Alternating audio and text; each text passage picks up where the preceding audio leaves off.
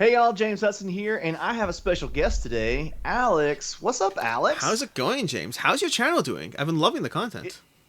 I'm enjoying it. I got yelled at this weekend because I didn't post last week, so I've got to get more regular with my I was about to posts. say, as I'm saying I'm loving the content, I've been loving the content, but I'm still subscribed, right? Like I haven't seen anything like you started this whole thing doing the Tidal Blaze Rise and Unfold this Kickstarter. You went back to it, as I say, and then you started doing things that are relevant to the Kickstarter, which is all great. It's interesting. I'm a backer, so hey, happy to see it.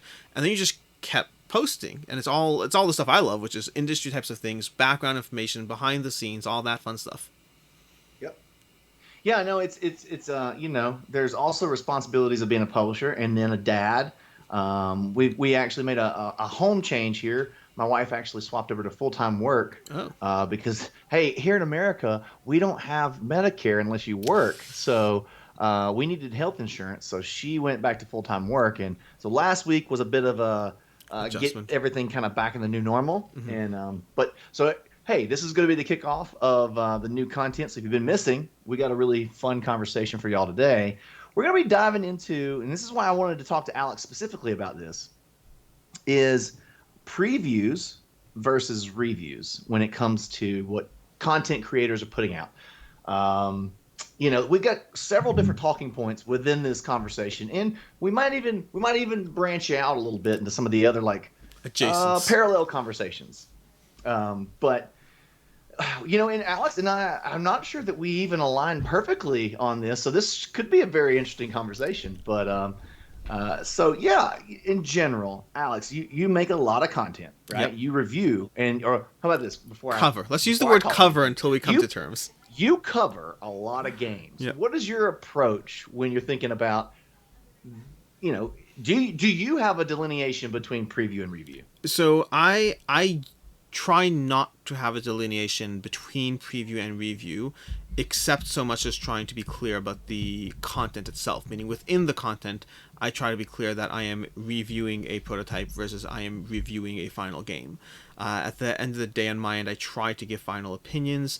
I do have rules that I apply on my end as far as the type of content I'll put out, when I'll say no to a game, when I'll play a game once or twice and say it's not for me and offer not to cover it. I do have my own rules around review around prototypes versus final games, but I try to give opinions in both, meaning final games and non-final games. I try to give a bit more grace with prototypes in terms of, hey, art's not for me, or but it also maybe not be final, or this rule set didn't work for me, but prototype. So I try to give content disclaimers, all those aspects, but I Hmm. treat them the same for the most part. Okay, all right. So I would see. I would. So we don't. So I would definitely say there is a delineation, right, between a preview and a review. And this even goes back to I don't do it. I really don't do it much at all now. But I used to do a lot of preview content on the Board Game Spotlight. Yeah. Got too busy with all the other stuff, and it does get weird. Like as a publisher previewing another publisher's stuff. I don't have any weirdness with it, but apparently some other folks do. Because I can separate that, but they're like, oh, now you're just shilling for all your friends, and Yeah, I get but I it. Like think I like promoting other content creators in the content creator space. I wouldn't feel comfortable going on camera and telling you all the content creators to avoid. That just seems like yeah, it's a different right. conversation. Well, and that's kind of a good segue to that conversation, right? Like if somebody sent me a game that I sat down, I read the rule book, I played it, and I didn't like it. So what I would do in that is I just pay to send it back to them or send it to the next person they wanted to have cover it, and be like, hey, I don't want to say anything bad about your game, or so I would just rather send it on to the next person. And I've seen a lot of people say, man, like that Rado, all he ever does is positive. He never says anything negative. And I know he has a very similar stance because I've sent him a game of mine that he didn't like, and he didn't cover it. And I'm okay with that. That's fine. That's your stance. Because the other part of this, a lot of content creators are moonlighting, right? They have full time jobs, so it makes sense that they would only want to spend because there is a ton of time that goes into making this content. That they would only want to play the game they're going to probably play several times and make content about. they might actually enjoy. See, I'm not appreciating this conversation only because, because we're already segregating into an entirely new area that I want to focus on as well. But like this, I'm We'll just rein it back in. everything. We'll get over there So in a what I will minute. Just say pull it is, back in. what you're saying is on point. First of all, because like I literally filmed a video, I want to say yesterday. Should be, I don't know exactly when it's going up, but sometime in the next month, literally about this subject, because I'm middle of playing a campaign game that I'm reviewing, and I'm sitting there and I'm like 6-7 hours in, and I'm like, but it's a campaign game. Those usually have a higher degree of how much I want to spend time in it in order to feel comfortable calling it a review.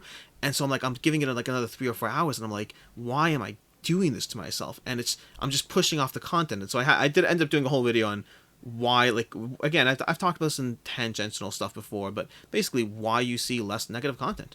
It's not fun. It's not fun to sit there and spend time on games, even games that are good, by the way. Forget games that are bad.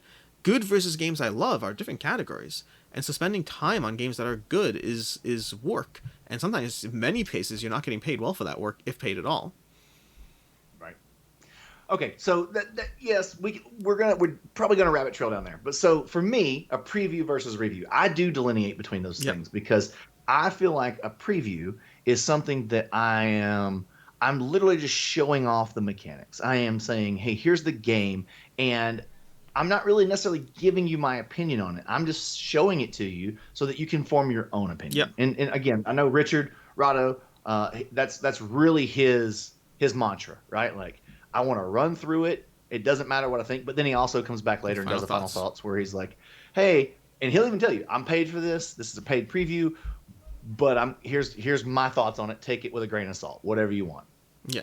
And um and I think that's fair. I think that's well, how about this? Doesn't matter morally what I think is fair or not. How about, I think that's a good system, right? I think there can be a delineation between, like, I am doing this specific type of content versus I am sitting down and I am picking this game apart. I'm giving it a score. I'm telling you the pros and cons, that sort of thing.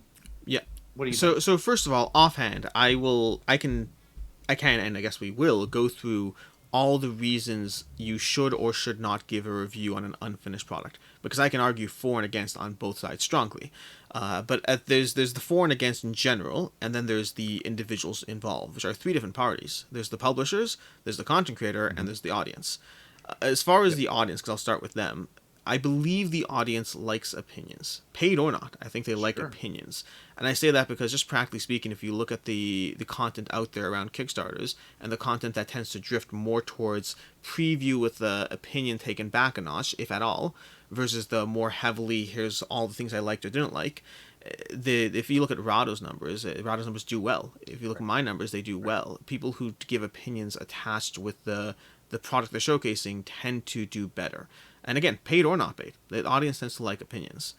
The part on my end that I always, let me just struggle here, I correct your screen that just jumped offside.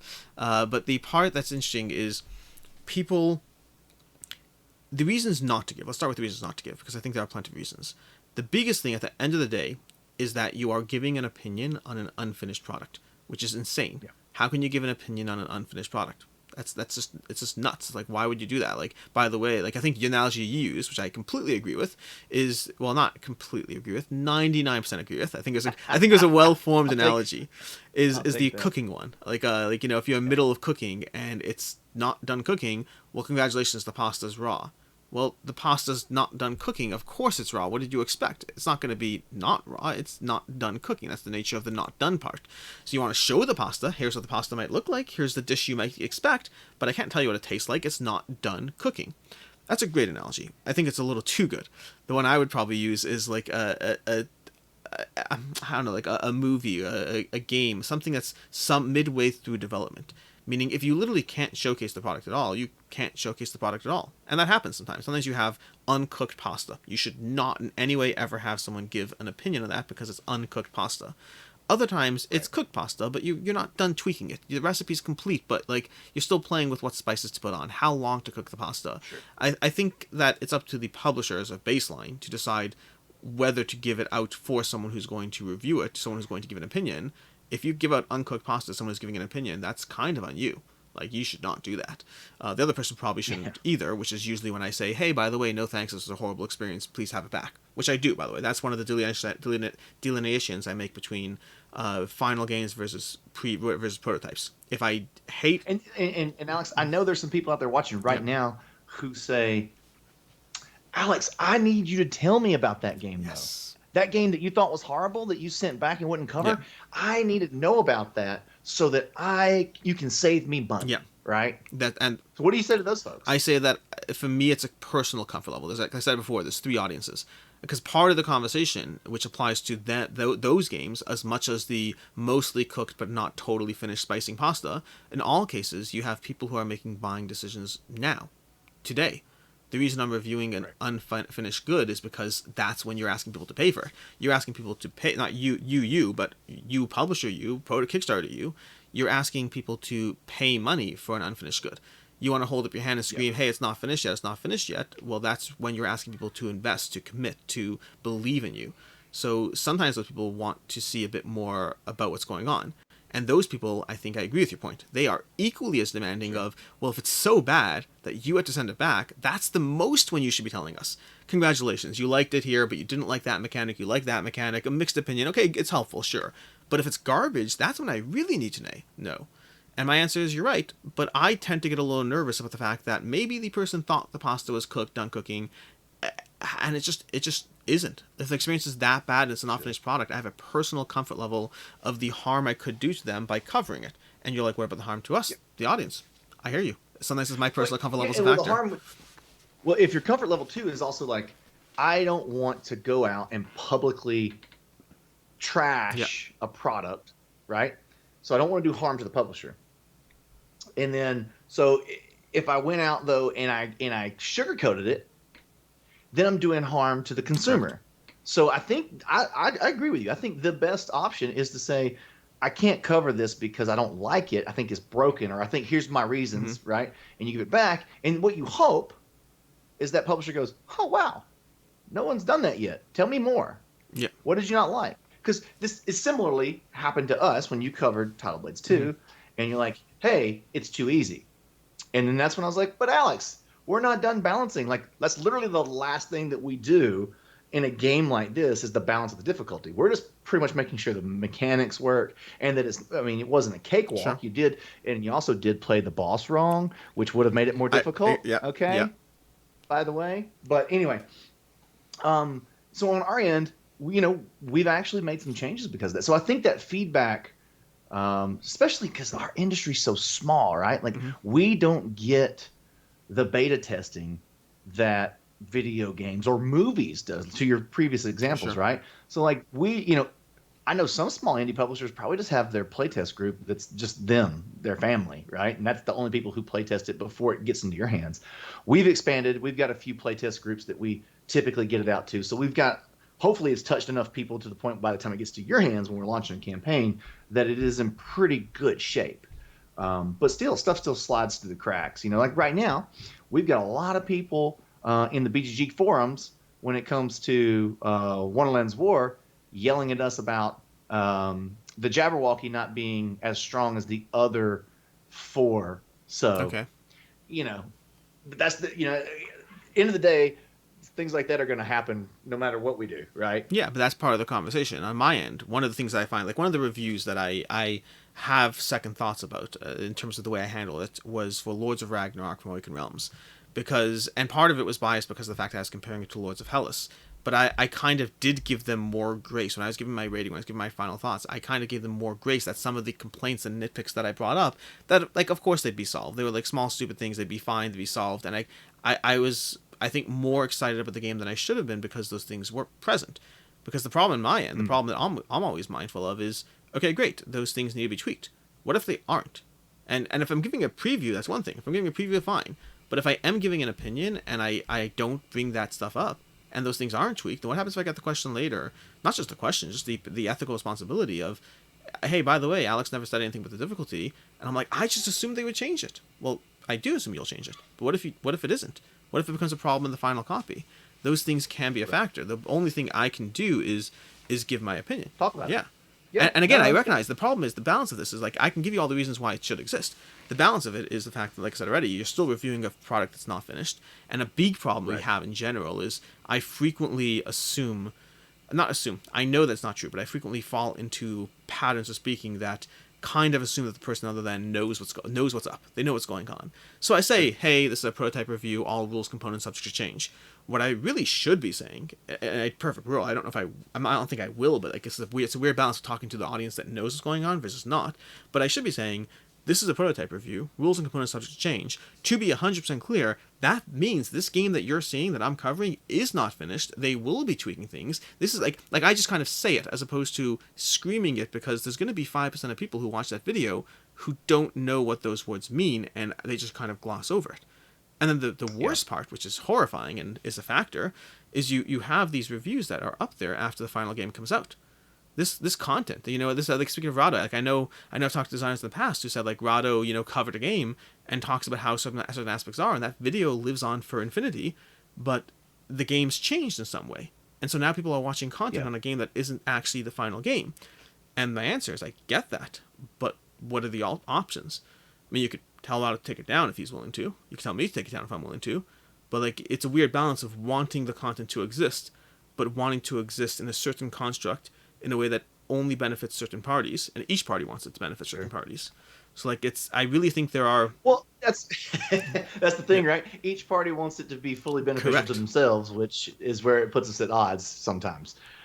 Which I think rolls great into the. So I think that really is a good Mm-hmm. encapsulation of preview. And so I feel like a review, like as I alluded to earlier, is quite a different piece of content, right? Like this is something that oh gosh, there's been several conversations online recently about this. So to make some more Sure. delineations, do you want to put a delineation between a first impression versus a review? Because I know there's some conversation around that. How many plays do you need for it to be a review? Can you give a review within a first impression? Which, by the way, I totally think you Yeah. can. Right? I just think it's just very nice Inform the to know up audience. front as a Yeah. viewer. Uh, Oh, you've only played this once, and this is what you thought? Great. Or versus you've played this 12 times and this is what you think. I do think those are two different nice information points. What do you yeah. think? So I think we're on, based on even just the words you used there. I think we're on the same page for this one. I think you could review a game once and call it a review and do what you want. I just think that the audience should really know what's up. I think the audience, like, so for instance, speaking to myself, I both believe you can review a game. I play a game once and then review it. I personally will call it a first impressions if I played it once. Depending on the game, I need anywhere from 2 to 10 plays. Like campaign games, especially, I really want to give a lot of time. I would say usually I like 3 or 4 at a minimum. I mean, I'd love more, but there's the practical balance of getting everything done. In fact, there's times where I want to play it in like every player count with all the expansions. Try it this way, try it that way. What I want to do versus what I think I have a bare minimum responsibility to are different conversations. But I think that a first impressions, the problem with the first impressions, again using myself as an example here, is I would say that my opinion of a game after 1 play versus my opinion of a game after 3 plays, 95% of the time, maybe not 95, 90% of the time, same opinion, nothing changed. The problem is, if I'm Right. about to put up a video on it, the 10% of the time, going back to Lords of Ragnarok, that stuff haunts me. The times where I sit there and I'm like, Sure. hey, I just gave an opinion on this game, whether it was positive or negative. Maybe it was negative and I play it, or medium or whatever it is, and I thought this part was a little fiddly, and as I play it more, I'm like, actually, that aspect's really growing on me. Meanwhile, I have a video up there that, thousands of people are watching that says, I really didn't like this aspect of the game. And I'm like, no, no, no, I like it now. I like it now. What do I do to correct that? It's a little too late.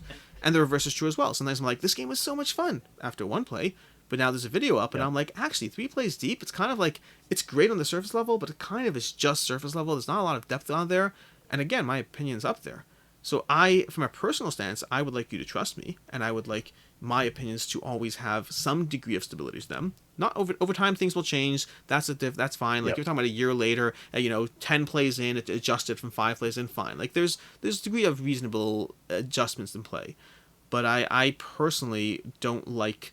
I don't like if, for instance, if you watch my content, you'll not frequently, but I would say around 10% of the time, you'll see something called first impressions instead of review. And that's almost Hmm. always with Kickstarter content because it's a timeline. With non-Kickstarter content, I'll just continue playing it. With prototype content, I Yeah. don't always have the time, the bandwidth, the schedule. Sometimes I get the game a week and a half before I have to cover it. There's all these things in play. If I don't Yep. feel, or as well sometimes I feel the experience that was delivered to me very much gave me a taste for the product, but was definitely not a final product. Like I'm eating that pasta and I'm like, I love the flavoring, but I did just bite into uncooked pasta, so like it's a little bit of a mix here. So like if Sure. I'm yeah, in those cases I call first impressions. Same idea. I'll try to give I usually try to say why every time. If I ever say first impressions, I usually say, hey, I'm calling this first impressions because I only got to play it once, or I got a taste of certain aspects of the game, but it wasn't the full thing. I'm a big fan of Yeah. using those disclaimers so that your audience knows the baseline for an opinion and they can decide how much weight to put behind it.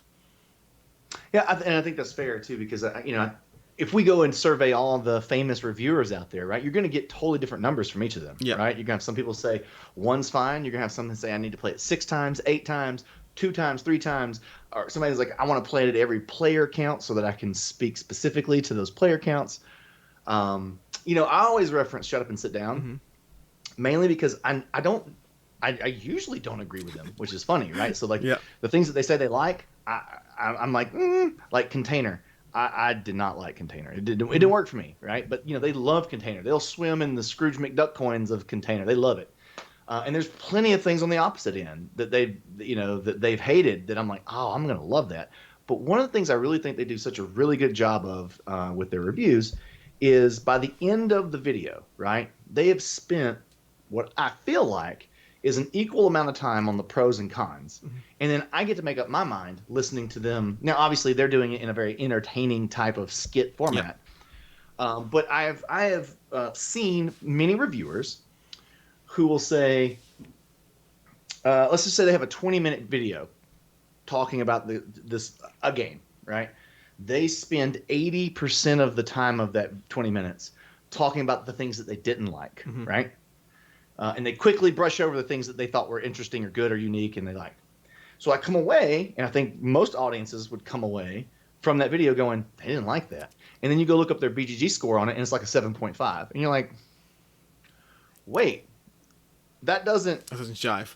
those two things don't Yep. mesh, right? And so that's one of the things and I've been on the receiving end of that as a publisher. So look, I know people are like, oh, James, you're just talking. No, this is a real I've been problem. on I have. both. Yeah. I've been on both, and I think it's easy for us to hyper focus on negativity, right? Like, and I think in all of our hearts, we're all little mini game developers, Mm-hmm. and we're like, oh my god, this game was so good. If it would just done this thing that feeds to my personal preference just a little bit more, I would have loved it even more, right? I don't know. What do you think about all So that? I mean, I see this most with conversational reviews, but I see it all over the place. Where I generally have bullet points where I'm like, hey, these are the things I liked, here's the things I don't like, and I line those up. And then I always get a little mindful because I know that if I have 5 bullet points of what I don't like and 3 bullet points of what I like, it doesn't matter how much I like the things I like. It doesn't matter how much. If I spend more time in the don't like section, and even if I loved it, I'll be like, yeah, 4 to 5, and like here's like 5 things I didn't like, and people will be like, how'd you give it a 4 to 5 with 5 things you don't like? That's like, how do you do that? Or like sometimes, and this happens a lot in conversational stuff, where if I'm doing like a multiple person review, that we'll talk about the negatives a lot more. Often because usually I find, and I don't know if this is true for everyone, but I notice that it happens on Foursquares, Dice Tower Foursquares as well, where I find Hmm. the things we like are usually less interesting conversations, and the things we don't like are usually more interesting. Sometimes because there's disagreement. Like I'll be like, yeah, I didn't like the way this was X, Y, and Z, and then someone else will be like, what are you talking about? This is great. And then suddenly you spend 3.5 minutes in it, and people are like, yeah, you spent like 10 minutes on the things you didn't like. Well, like actually it was nuanced and interesting, and we weren't all in alignment. So yeah, our opinions at the end do align with how we feel. But I think you're right that audiences and people like to focus on negative to different degrees, and they kind of see what they want to see out of it, and that doesn't help with the always present conversation around some content creators being shills. You're like, oh my gosh, you didn't like 5 things and you gave it a 8 out of 10. Like, yeah, if you're friends with the publishers. So like, yeah, I think that. Well, I think some of it too is just human psychology, right? Because I know I've caught myself doing this. If I'm going through the reviews on Amazon of a Mm-hmm. product, right? And I'm scrolling through the reviews, I'm like 5 star, 5 star, 5 star, 5. Ooh, 1 star. What did they say? And I read it. Scroll, 5 star, 5 star, 5 star, 5 2. Ooh, what? And read it. I'm not reading The five Yeah. stars, I'm reading the one stars. Like I want to see why do I need to know what the worst situation is? But that's where my brain goes to, and so I think some of it just could be human psychology. We do just like to nitpick, and like you said, the negativity does generate. I mean, when you look at the algorithms on TikTok and Facebook, right? Yeah. Like what's presented to us, the stuff that's generating more conversation. What generates conversation? Controversy. So, there's a reason Howard Stern has made a career out of saying ridiculous, outlandish things, right? Because it gets Yeah, views. I mean, there was a study, and I remember this was a fascinating podcast, and this literally just talking about pointing people towards the positive or the negative, just having like a conversation around like, hey, if you get told, I think it was something along the lines of if people get told that a medication is 70% effective, they're like, ooh, that's pretty good, and then if you tell them, but that also means that it has a 30% failure rate, they suddenly focus on the negative. The interesting part is if you do it in Yep. the reverse, that's still true. If you tell them it has a 30% failure rate, and then you tell them it's 70% effective, they still focus on the negative. The only way to get them to not focus on the negative is to just say it's 70% effective and never phrase it negatively, then they're fine. Meaning it's not about last touch attrition. It's not about the idea of whatever they heard last. It's just they focus on whatever the worst thing they heard in the sentence was, even when it's just factual and presentation and all that stuff. But I think we are inclined to seek out the negative. We are inclined to look for it. Sometimes I think it's a helpful thing. Going to those Amazon reviews, I don't care about the people who like it. I'm already searching for it because I want to like it. I want to see why the 1-star people didn't like it. And one of them says, hey, shipping company shipped it late. I'm like, you're an idiot. Go away now. Stop rating the product. Others are like, well, couldn't get it to work. And then I look at how many other 1-star reviews said that. And it doesn't mean the game Right. won't work. It doesn't mean the product won't work. It means that I'd like to know what percentage is it. Is it 20% that said it won't work? Is it 4%? If it's 4%, I'm probably fine with that risk. If it's 20%, maybe I'll check out another product and see instead. We're blessed with an abundance of products out there on Amazon that we can buy, and we're blessed with an abundance of board games we can buy. At this point, I'm a huge proponent of trying to find filters as to why a game isn't for you, which is obviously something no publisher wants to hear. The publishers are like, well, no, buy all my games. Find the filters for the other games. But even then, honestly, they aren't. They're not saying that because it's a very nice, small community we have. No one's sitting there saying, don't buy the other games. We're like, no, just buy the games. They're all good stuff. And I agree. I'd love that. Just the problem is you make too many good games. I have to make choices. Yeah, I mean, I was actually gonna. You segued right into the thing. The follow up question was going to be, I think people are looking for reasons not to buy games, right? Because there are so many choices, and so do I want to hear negative things about my product? I really don't. But I also, it doesn't bother me if um, Wonderland's War is a great example, right? Like it has a lot of push your luck in it. Yeah. So if push your luck as a game mechanic bothers you, I do not want you to buy Wonderland's War because you're not going to enjoy it. You're going to play a 2 hour long session of Wonderland's War, and it's going to keep that every time that luck factor pings you, you're going to think this game sucks. And then you're going to go to BG. You're going to write a 3. I read this one earlier and talk about how it's a big push your luck bag of garbage.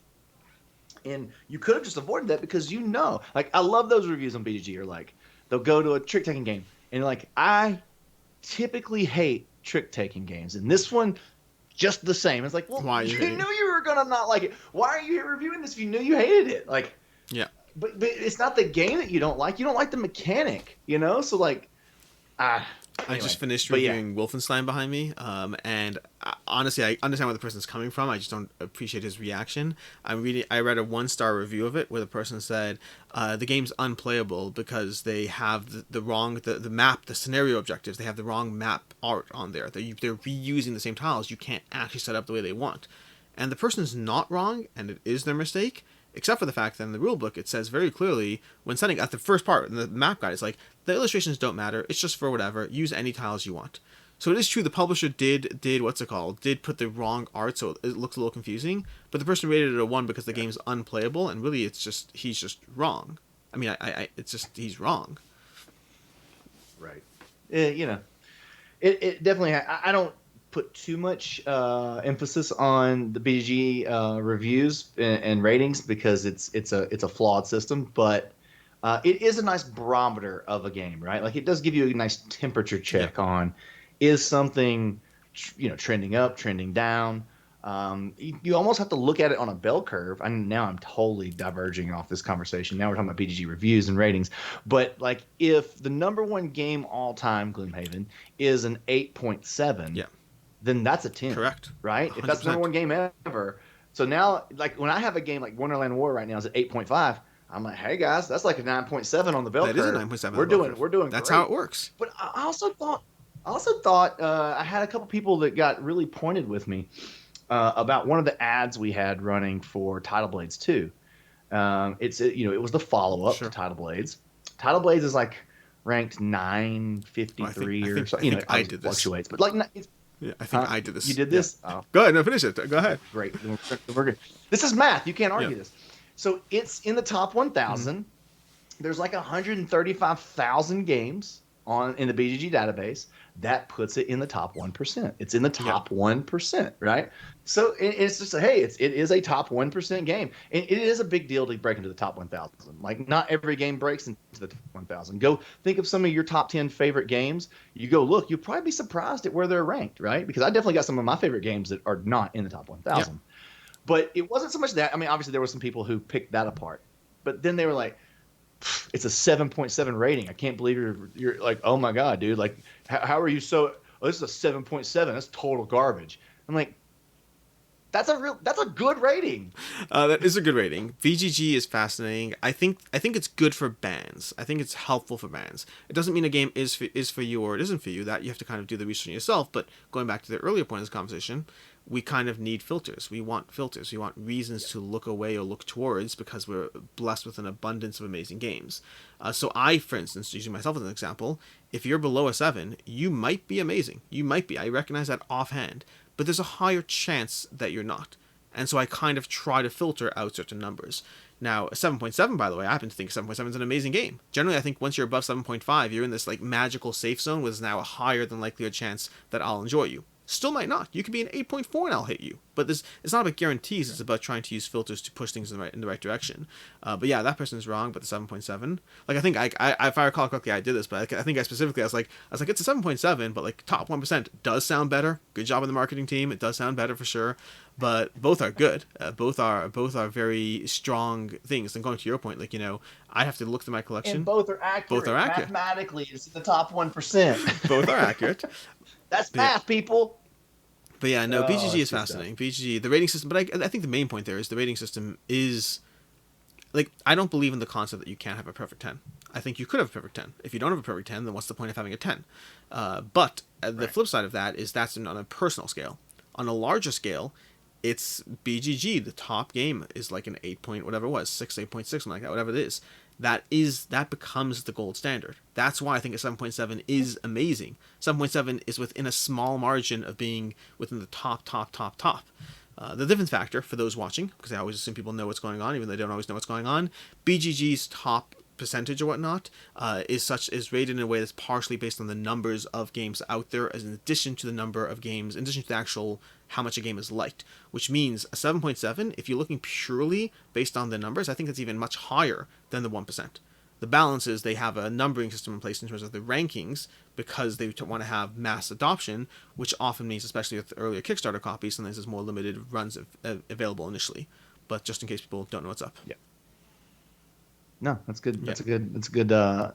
In case you didn't know. Oh, you know. Okay. Well, we rabbit trailed. We're good at Yeah. it. Any closing thoughts on previews versus reviews? Yeah. I think that a preview versus a review. I think no matter what happens, you can't.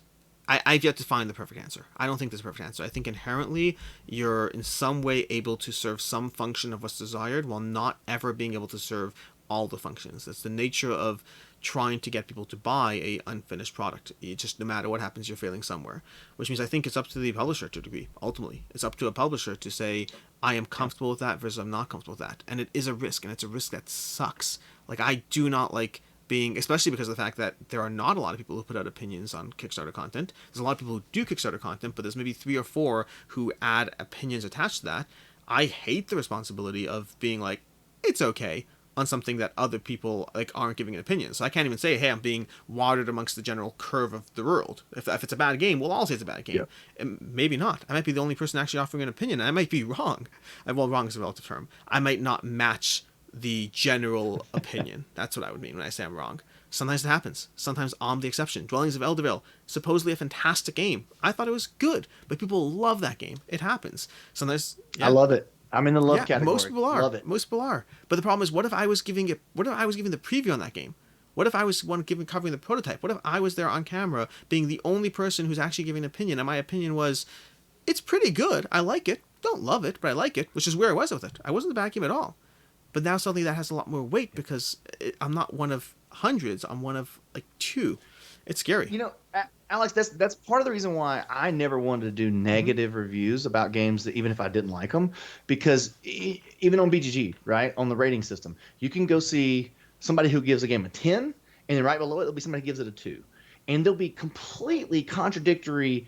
Like, this game is total garbage. It doesn't play well. I hate push your luck. This person will say, tons of strategy. Love the way that you can build the characters out. And they're literally talking about the same product. And so I know, just because art is subjective, right, that I might not like something, but I never want to discourage somebody from trying something that they might like. Mm-hmm. So I always, when I was doing it, I would always just go, hey, here's my pros and my cons. And my cons were always like, I don't think you'll like this if you don't like these things in the game, right? So if you don't like push your luck, you shouldn't play Wonderland's War because you're not gonna have a good time. You don't like rondelles? Don't play Wonderland's War because the whole first phase is a rondelle. You're not gonna enjoy that. Like stuff like that. I love push your luck, so I'm excited to table this. Yeah, I'm just saying I haven't tabled it yet. I was hoping to table it last week. Have not tabled it yet. Well, you know, we're really proud of Wonderland's War. It is all the hotness right now, which is great. I'm glad people are enjoying it. That always feels good to work hard on something for a long time. It's how much dollars on eBay? I saw in the thread today, someone's like, I wish I'd snatched it up at the sale because they're $400 on eBay right now. And I was like, I should sell my copy. Oh, well, just so if people are watching this, I do know, because, you know, I have separated from Skybound. Skybound did keep Wonderland's War. But I do know that there will be another sale. There is some more copies that they have. They didn't want, because they were still doing fulfillment, and because QMail's super backed up. They got, and I covered this in one of my previous videos, and it's really not QML's fault. They can't really control the flow of projects that come in. They spread them out the way they're supposed to be spread out, but then they're at the mercy of ports and shipping. And so, like, yeah, they had 10 for January, 10 for February, 10 for March, but then all 30 show up in March. That just puts them, there's nothing they can do about that. So long story short, Skybound put a pause on it to make sure they got this first wave of sales out, got those fulfilled, got everything from Kickstarter fulfilled. Everybody's happy. But it isn't, it's not unlimited amount. So I think 400 is some price gouging. Oh, it's definitely price gouging. I mean, I can see people trying to get a little return on their investment, I guess, but like, man, that's some strong scalping there. Yeah. I got a couple copies in the garage for $400. People really like them. Oh, okay, cool, man. This was fun. Now, if people are still watching at this point, Alex and I are doing a little exchange, a little swap ski. I don't know which one of these is going to come out first, but I'm going to be a guest on his channel, and we've got a really cool topic that we're going to be talking about. Alex, it's can we allude to it? Yeah, sure. It's why is it all shipping and fulfillment? Shipping and fulfillment, made in the USA, all that stuff. All that stuff. So it's the stuff that I've covered on my channel, but Alex is now getting to ask me questions and pick at my brain and put me on the hot seat. Make me answer questions I don't want to publicly. I'll be like, Alex, take that last part out. But no, so hop over to BoardGameCo, and if you're not subscribed, oh gosh, what's the hit the bell, hit the bell, subscribe, like, comment, share the video. Share. But really, thanks for coming on the channel. I really appreciate you and enjoy your content and your passion for the hobby. Thanks for coming by. Love to come by anytime. I like behind the scenes stuff. I like these conversations. I like talking about the facets of the hobby that aren't just, do I like this game or not? Why do I like this game? Why do I not? Why do I talk about the game this way? Why are games made that way? Everything, I like all aspects of this, and not all of it is covered as frequently. I like educating folks, so and I like to be educated, right? Because I like to be informed. So I hope that the sentiment is the same for people that are watching. They want to know more so that they can speak more educated in the comment sections on these campaigns and become ambassadors for truth. Not necessarily be on my team and represent me, but like if we're all talking truthfully and transparently, then I feel like what is it? The rising tide raises all Rising ships. tide raises all ships. Everything will get better if we're not making wild assumptions. Like, I mean, we read so many wild assumptions in the comment section. We're just like, and then people start pinging up like, yeah, that's what's happening. And you're like, no. So just again, thanks for coming on. And if you're still watching, head on over to BoardGameCo, give it a subscribe because I'm going to be over there chatting with Alex soon. Thanks, James. Alex, Appreciate thanks it. for stopping by, buddy. All right, y'all. See you next time. Bye.